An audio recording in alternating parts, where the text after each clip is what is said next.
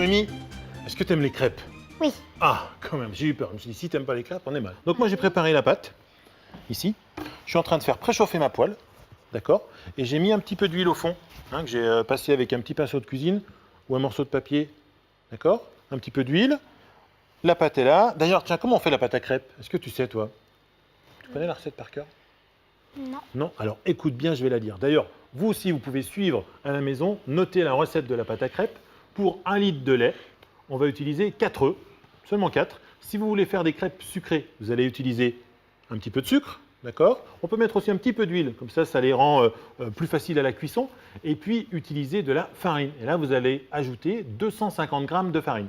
Je répète, 1 litre de lait, 4 œufs, 250 g de farine. D'ailleurs, en parlant de farine, tu sais qu'il existe une multitude de variétés de farine, des farines de gruau, des farines de petit épeautre, plein de choses. Et là, on va écouter Clémence qui va tout nous raconter sur les différentes farines. La farine est une poudre résultant du broyage des graines de céréales, des légumineuses ou encore d'autres plantes. Tu peux donc trouver différentes sortes de farine dans ton supermarché. La farine de châtaigne, la farine de maïs, la farine de blé. Donc, lorsque tu cuisines des crêpes, n'hésite pas à changer, à varier le type de farine.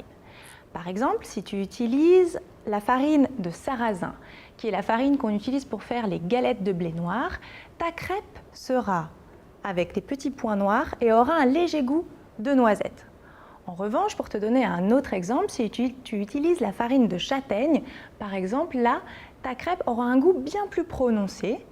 Elle sera naturellement plus sucrée et aura le goût du fruit, la châtaigne. À toi de jouer, change de farine. Pour faire les crêpes, Noémie, normalement on utilise la louche, tu sais, on prend comme ça la pâte et hop, et on met dans la poêle. Moi j'ai une autre méthode. Je la mets dans une bouteille, ma pâte à crêpes.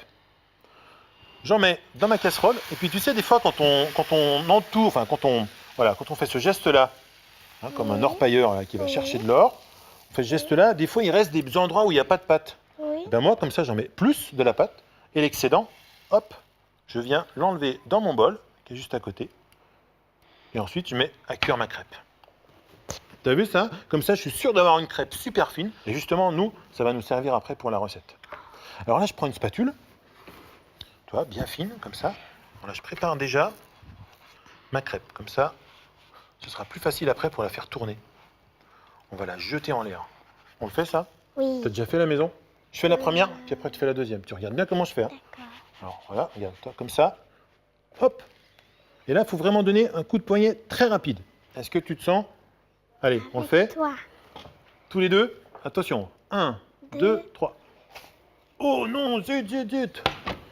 Ah, c'est difficile aussi à deux. Regarde, on va prendre comme ça avec les doigts. Alors là, c'est très chaud. Là, ça brûle les doigts. Tu touches pas, fais attention. Non. Non, c'est maman qui le fera. Oui.